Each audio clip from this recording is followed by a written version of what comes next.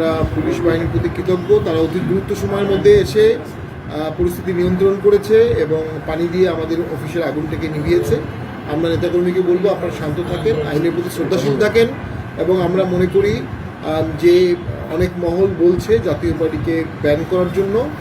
আমরা মনে করি আমরা কোনোভাবেই সন্ত্রাসবিরোধী কোনো কাজ কখনো করিনি। ওই আইনে বা বিশেষ ক্ষমতা আইনে আমাদেরকে ব্যান করা বা আমাদের কার্যক্রম নিষিদ্ধ করার কোনো আইনগত দাবি উঠতে পারে। পাশাপাশি আরপিওর মধ্যে যে ধারাগুলো আছে, যে কাজগুলো করলে আরপিও একটি নিবন্ধিত দলের নিবন্ধন বাতিল করতে পারে, তার কোনোটার মধ্যে জাতীয় পার্টির কোনো অভিযোগ নেই।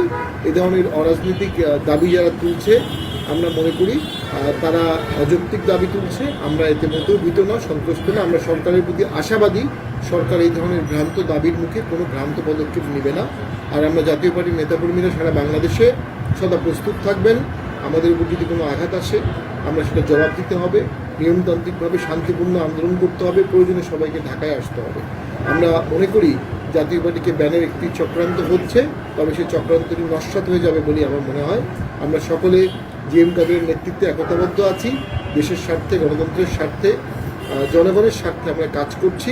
এই দেশটা আমাদের সবার, সবাই মিলে দেশটা গড়তে হবে, সবাই মিলে দেশকে বাঁচাতে হবে।